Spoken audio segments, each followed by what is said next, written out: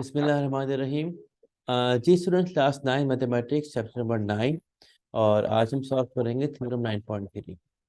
तो देखिए, थ्योरम कोई सा भी हो, हमने करना क्या है कि पहले क्वेश्चन को रीड करके स्टेप बाय स्टेप डायग्राम को ड्रॉ करना है। उसके बाद जाके मुझे क्या गिवन है और क्या प्रूफ करना है वो मेंशन करना है।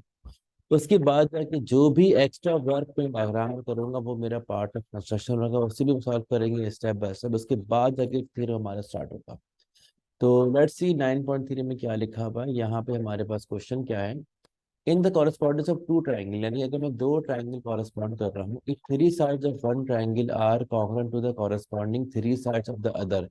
तो अगर किसी भी एक ट्राइंगल की तीनों साइड है दूसरे वाले की कॉरेस्पॉन्डिंग बाकी थ्री साइड से कॉन्ग्रुएंट है, यानी ये किसी भी दो ट्राइंगल की तीनों कॉरेस्पॉन्डिंग साइड अगर आपस में कॉन्ग्रुएंट है, then the two triangles are congruent. ठीक है।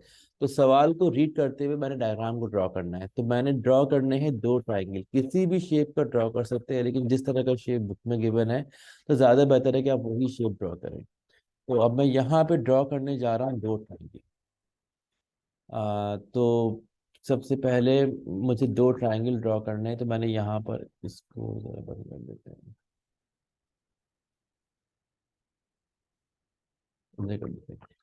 यहाँ मैंने दो लाइन ले ली, एक स्ट्रेट लाइन और तकरीबन सेम लेंथ की एक और स्ट्रेट लाइन। ठीक है, इसको कहा जाए तो कुछ भी कर ले। ठीक है। अच्छा, इस लाइन का ये मिड पॉइंट है और ये मिड पॉइंट का मजीद हाफ। ठीक है। अब यहाँ से मैंने किसी भी हाइट पर एक पॉइंट ले लिया, तो अंदाजन सेम हाइट से और सेम जगह से मैंने यहाँ पर भी एक पॉइंट ले लेना है।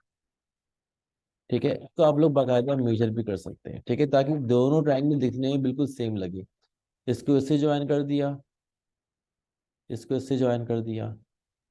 ठीक है, इसको इससे ज्वाइन कर दिया ऐसे, और इसको इससे ज्वाइन कर दिया। तो ये मेरे पास बन गए दो ट्रायंगल जो कि दिखने में तकरीबन एक जैसे हैं। अब जो वर्टेक्स मुझे बुक में गिवन है मैंने वही वर्टेक्स ले लेने हैं। अब चाहे तो अलग भी ले, कोई फर्क नहीं पड़ता है। ए बी सी, लेकिन इससे हमारी स्टेटमेंट के अंदर वर्डिंग में फर्क आएगा। बस ये हमने स्टेटमेंट भी डायग्राम को देख के लिखनी है, रट्टा मार के नहीं लिखनी है। ए बी सी, तो ये रहा ट्रायंगल ए बी सी और ये रहा triangle D E F. D E F. तो we are given two triangle, triangle A B C and triangle D E F. अब इन दोनों ट्राइंगल में इनकी तीनों कॉरेस्पॉन्डिंग साइड्स आपस में बराबर है। क्या मतलब हुआ? ए बी जो है वो साइड डी को कॉरेस्पॉन्ड कर रही है, साइड बी सी जो है वो साइड ई एफ को कॉरेस्पॉन्ड कर रही है, और साइड ए सी जो है वो साइड डी एफ को कॉरेस्पॉन्ड कर रही है। तो इस ट्राइंगल की तीनों कॉरेस्पॉन्डिंग साइड्स आपस में कॉन्ग्रुएंट है।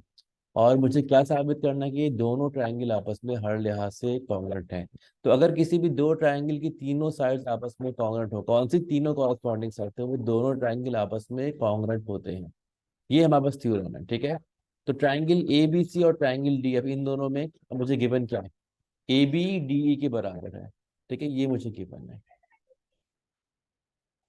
In correspondence of triangle A B C and triangle D E, यानी कि जब मैं इन दोनों ट्रायंगल को कॉरेस्पॉन्ड कर रहा हूं तो ए बी डी ई के बराबर है।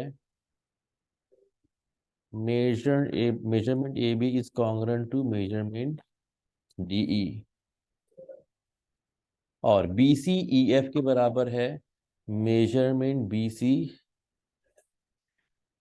Is congruent to measurement E F, और ए सी डी एफ के बराबर है। Measurement A C is congruent to measurement D F.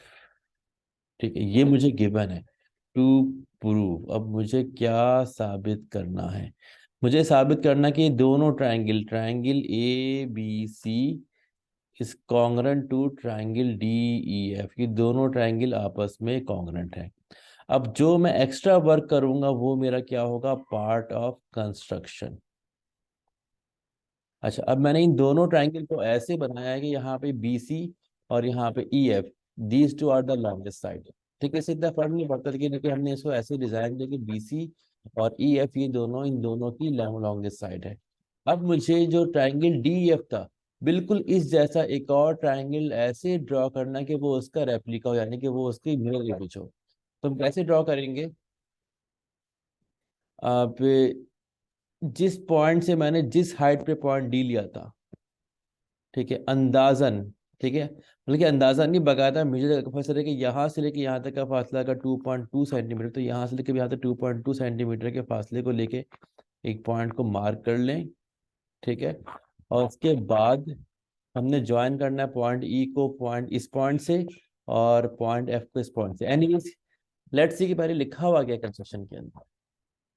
यहाँ पे लिखा हुआ है कि हमने एक ट्राइंगल GEF ड्रॉ करना है। ये रहा ट्राइंगल GEF, जो कि बिल्कुल ट्राइंगल DEF जैसा है, बल्कि इसी की मिरर इमेज है। ठीक है, तो इसको ऐसे ड्रॉ करना है कि जो एंगल FEG है, ये वाला एंगल जो बन रहा है, ये वाला एंगल, एंगल FEG, वो एंगल B के बराबर हो। ठीक है, फर्ज करें कि अगर एंगल B 50 डिग्री है, ठीक है, तो मुझे पॉइंट E से पॉइंट EF के रेफरेंस से 50 डिग्री पे एक लाइन ड्रॉ करनी है। लाइन को कहाँ तक ड्रॉ करना है वो भी आगे लिखा हुआ है। ठीक है, आगे ये लिखा हुआ है कि लाइन को ऐसे ड्रॉ करना है कि जो लाइन EG है इसकी लेंथ AB की लेंथ के बराबर हो। EG की लेंथ जो है ना वो AB के बराबर हो। तो ये मेरा पॉइंट G आ गया। अब मैंने E को G से ज्वाइन करना है, F को ज्वाइन करना है G से, और पॉइंट D को ज्वाइन करना है पॉइंट G से। तो ये मेरा है पार्ट ऑफ कंस्ट्रक्शन। ठीक है, तो हमने ट्राइंगल GF ड्रॉ करना है।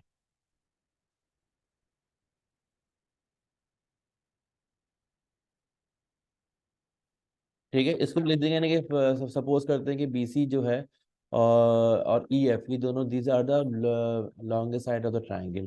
तो मुझे ट्राइंगल GEF को ड्रॉ करना है। ठीक है, सच दैट कैसे, मुझे एक पॉइंट G ड्रॉ करना है, मुझको चाहे कि मेंशन ना भी करें, इस तरह के जो मेरा एंगल B है उस एंगल के बराबर यहाँ से एक लाइन ड्रॉ करेंगे, जिसका आखिरी पॉइंट पॉइंट G होगा, और एंगल FEG या एंगल GEF एंगल B के बराबर होगा। ठीक है, such that measurement angle GEF, ठीक है, it should be equal to measurement angle B। अब उसके बाद E से लेके पॉइंट G तक की लेंथ A से लेके B तक की लेंथ के बराबर होगी। मेजरमेंट EG, ये लेंथ जो है ना वो बराबर होगी, कॉन्ग्रुएंट होगी मेजरमेंट AB के। ठीक है, ड्रॉ कैसे करेंगे मैंने तरीका आपको बता दिया है। ठीक है, अब जैसे कि मैंने इस पॉइंट से किसी भी हाइट पे पॉइंट D लिया था, एग्जैक्टली सेम हाइट पे एक और पॉइंट ले लूंगा, और मैं इस पॉइंट को पॉइंट E से ज्वाइन कर दूंगा, और इसी पॉइंट को पॉइंट F से ज्वाइन कर दूंगा। तो ये मेरे पास क्या बन गया, ट्राइंगल GEF। ठीक है, जो कि दिखने में तकरीबन ट्राइंगल DEF जैसा ही है, और इसी की मिरर इमेज है। और आखिर में मैं पॉइंट D को पॉइंट G से ज्वाइन कर दूंगा। अगर बिल्कुल प्रॉपरली आप ड्रॉ करेंगे मेजरमेंट के साथ, तो ये लाइन थोड़ी सी टेढ़ी जा रही है, बिल्कुल सीधी बनेगी लाइन। ठीक है, क्योंकि मैंने अंदाजन ड्रॉ किया है। तो ये मेरे पास क्या बन गया, पॉइंट G बन गया, और ये मेरा न्यूली कंस्ट्रक्टेड ट्राइंगल GEF है, which is a part of construction. अब उसके बाद मैंने कुछ एंगल्स के नाम करने मेंशन, ये 1 2 3 4। ये वाला एंगल बन जाएगा एंगल 1, ये वाला बन जाएगा एंगल 2, ये बन जाएगा एंगल 3, और ये बन जाएगा एंगल 4। तो कोशिश करें कि जैसे एंगल के नाम जो है ना बुक में मेंशन है, आप वही नाम मेंशन करें, ताकि आपको याद करने में प्रॉब्लम ना हो। लेकिन आप कोई भी नाम मेंशन करेंगे तो थ्योरम को हमने डायग्राम को देख के लिखना होता है, रट्टा मार के नहीं लिखना होता, तो उससे फर्क नहीं पड़ना चाहिए, अगर आपको थ्योरम समझ में आता है। ठीक है, अब जहां तक हम लोगों ने कवर किया था मैं रिपीट करता हूँ। ठीक है, मेरे पास दो ट्राइंगल है, ट्राइंगल ABC और ट्राइंगल DEF। इन दोनों ट्राइंगल की तीनों साइड आपस में बराबर हैं, और मुझे साबित करना है कि ये दोनों ट्राइंगल आपस में हर लिहाज से बराबर हैं। यानी कि ट्राइंगल ABC और GF में BC EF के बराबर, AB DE के बराबर, और AC DF के बराबर। ठीक है, अच्छा, अब इसको साबित करने के लिए मैंने ट्राइंगल DEF के नीचे एक और ट्राइंगल ट्राइंगल GEF को ड्रॉ किया है। कैसे ड्रॉ किया है, मैंने ऐसे ड्रॉ किया कि मैंने पॉइंट E से एक ऐसी लाइन खींची है कि जो एंगल FEG बनेगा, ये एंगल FEG है, ठीक है, ये जो एंगल एफ ई जी बनेगा ये एंगल बी के बराबर हो, it is a part of my construction. और इसको मैं कहाँ तक ड्रॉ करूंगा, जो मेरा पॉइंट जी होगा, यानी कि मैं ई को जी तक वहां तक ड्रॉ करूंगा कि वो लेंथ ए बी की लेंथ के बराबर आए, ये भी मेरा पार्ट ऑफ कंस्ट्रक्शन है। अब ये मुझे नया पॉइंट जी मिल गया, मैं जी को ज्वाइन कर दूंगा एफ से और जी को ज्वाइन कर दूंगा डी से। जब मैं जी को ज्वाइन कर दूंगा डी से तो ये मेरे पास ये चार एंगल है, इनको मैं नाम दूंगा 1 2 3 4। ये मेरा पार्ट ऑफ कंस्ट्रक्शन हो गया। अब जरा हम थ्योरम को स्टार्ट करते हैं। क्या गिवन था, क्या प्रूफ करना था, क्या कंस्ट्रक्शन थी, मैंने यहाँ पे मेंशन कर दी है। अब यहाँ मैं इसको रब करके स्टार्ट करूंगा स्टेटमेंट और रीजन से।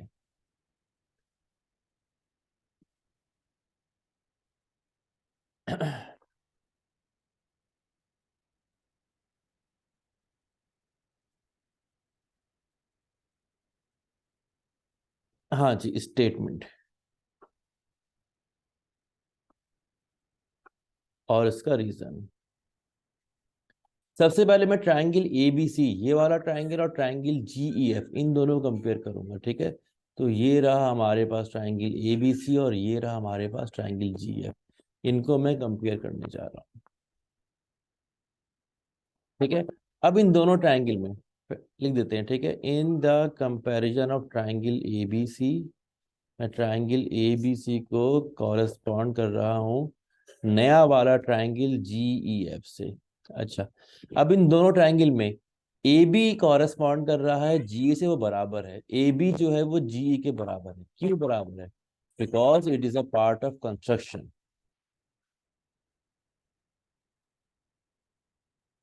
मेजरमेंट ए बी जो है ना वो कॉन्ग्रेंट है मेजरमेंट जीई के। Why? Because it is a part of construction. Number two, triangle ABC में साइड बीसी और ट्राइंगल जीईएफ में साइड ईएफ, ये दोनों कॉन्ग्रेंट है, ये मुझे गिवन था। ठीक है, तो मेजरमेंट बीसी, ठीक है, it is congruent to measurement EF. Why? Because ये मुझे गिवन है। मुझे तीन बातें गिवन थी ना, कि इन दोनों ट्राइंगल में तीनों साइड, यानी कि ये इसके बराबर और ये इसके बराबर गिवन था और ये इसके बराबर था। ठीक है, third, triangle A B C का एंगल बी है वो कॉरेस्पॉन्ड कर रहा है ट्राइंगल जी ई एफ के एंगल जी ई एफ से, इस वाले एंगल से, और ये दोनों एंगल बराबर है। क्यों बराबर है? अगेन इसको मैंने बनाया ही ऐसा, it is a part of construction. तो मेजरमेंट एंगल बी, मैं एंगल बी को एंगल ए बी सी भी कह सकता हूँ। ठीक है, तो मेजरमेंट एंगल बी जो है वो कॉरेस्पॉन्ड कर रहा है किससे? एंगल जी ई एफ से, उसके बराबर भी है। इसको मैं एंगल जी ई एफ बोलूँ या एफ ई जी बोलूँ, उससे कोई फर्क नहीं पड़ता, बस ई बीच में आना चाहिए। Measurement angle G E F, और ये दोनों एंगल बराबर क्यों है? बिकॉज ऑफ कंस्ट्रक्शन, इनको मैंने बनाया ही बराबर है। इन दो बातों को मैंने कंस्ट्रक्शन में फॉलो किया था। अब इन दोनों ट्राइंगल में दो साइड्स और एक एंगल आपस में बराबर हैं, तो किसी भी दो ट्राइंगल में अगर दो साइड और एक एंगल बराबर हो तो वो दोनों ट्राइंगल कॉन्ग्रेंट यानी बराबर साबित हो जाते हैं। Therefore triangle A B C is congruent to triangle G E F. और अगर कोई कोई भी दो ट्राइंगल आपस में कॉन्ग्रुएंट हो तो इनकी छह के छह टर्म, यानी कि all the sides and all the angles, corresponding side angle, वो कॉन्ग्रुएंट हो जाते हैं। इसीलिए आई कैन से कि इन दोनों ट्राइंगल में ए सी जो है वो जी एफ के बराबर है, because these are the corresponding sides, और उसके अलावा एंगल ए एंगल जी के बराबर है, because these two are the corresponding angles. तो ये हमारे पास रिजल्ट है इन दोनों की कॉन्ग्रुएंसी का। तो इन दोनों बातों को मैं यहाँ पे मेंशन कर देता हूँ। देयरफॉर इसीलिए, क्योंकि दोनों ट्रायंगल बराबर है, इसीलिए ए सी बराबर है जी एफ के। मेजरमेंट ए सी जो है ना, it is congruent to measurement G F. F था ना, सही, कॉमा, और measurement angle A is congruent to measurement angle G. और ये दोनों क्यों कॉन्ग्रुएंट है? Result because of the congruence of triangle. इसे क्या बोलेंगे? साइड एंगल साइड, ऊपर जो है ना, साइड एंगल साइड पोस्टुलेट, और नीचे लिखेंगे by the congruence of triangle.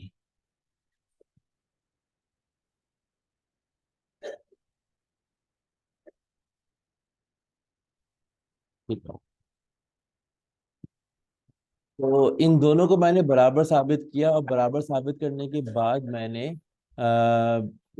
ए सी और जी एफ को बराबर ले लिया, ये रिजल्ट है, और एंगल ए को एंगल जी के बराबर ले लिया। ठीक है, यहाँ तक तो हम बिल्कुल ठीक चल रहे हैं।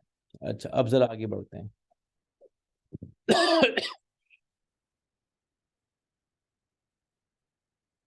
अच्छा, हम लोगों ने क्या साबित किया कि जो ए सी है वो जी एफ के बराबर है। अच्छा, अब मुझे गिवन है कि ए सी जो है वो डी एफ के बराबर है।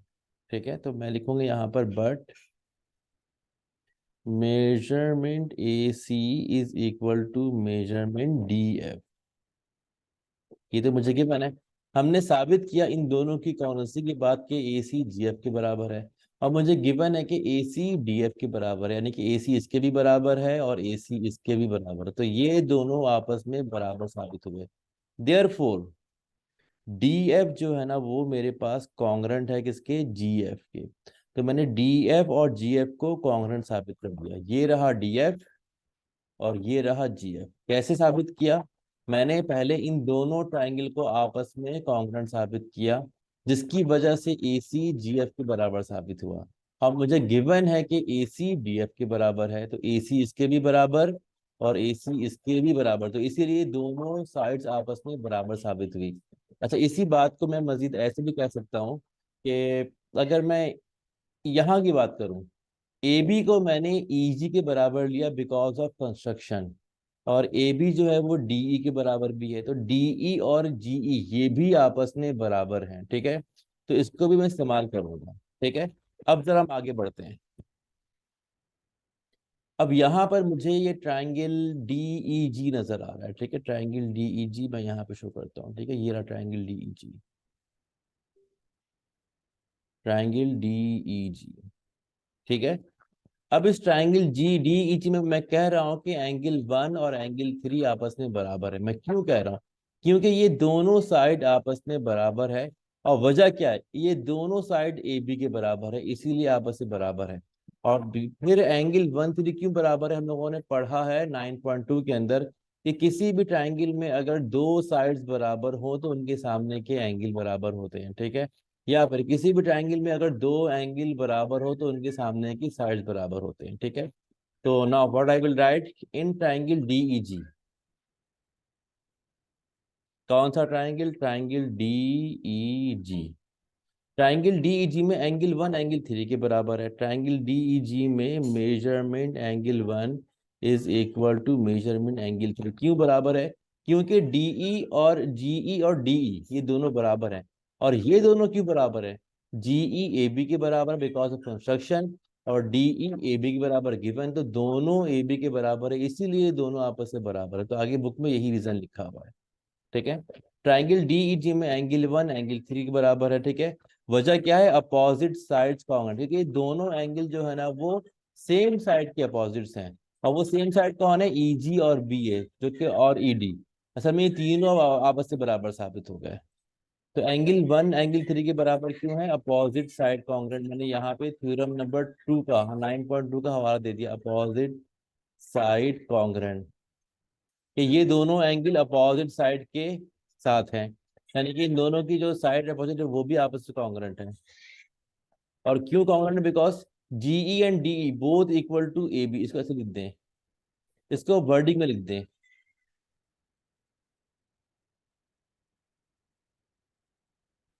Since GE and DE.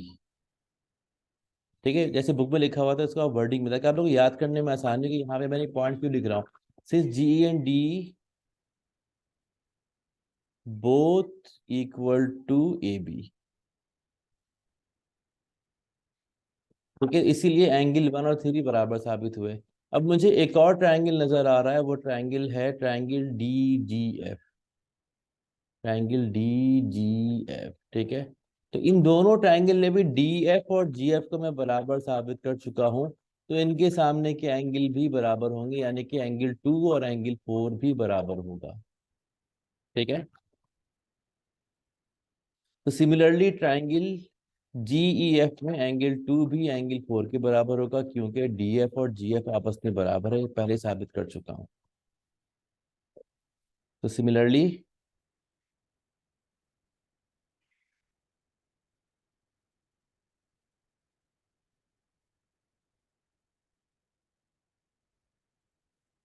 In triangle G D, ये D F D G F, in triangle D G F, इन दोनों ट्राइंगल में एंगल 2 जो है वो एंगल 4 के बराबर है, क्योंकि डी एफ और जी एफ आपस में बराबर हैं।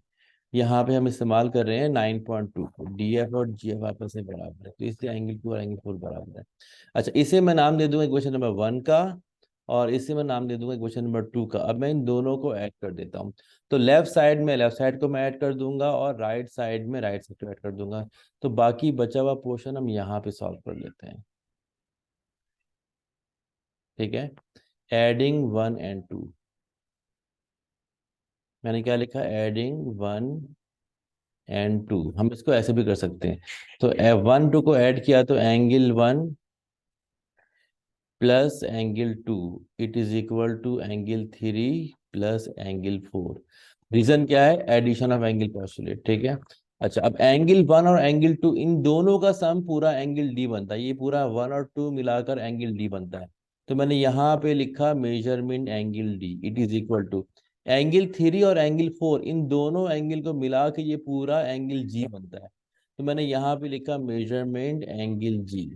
तो अब मैंने मेजरमेंट एंगल डी और मेजरमेंट एंगल जी को आपस में बराबर साबित कर दिया कि एंगल डी और एंगल जी आपस में बराबर हैं। अच्छा, और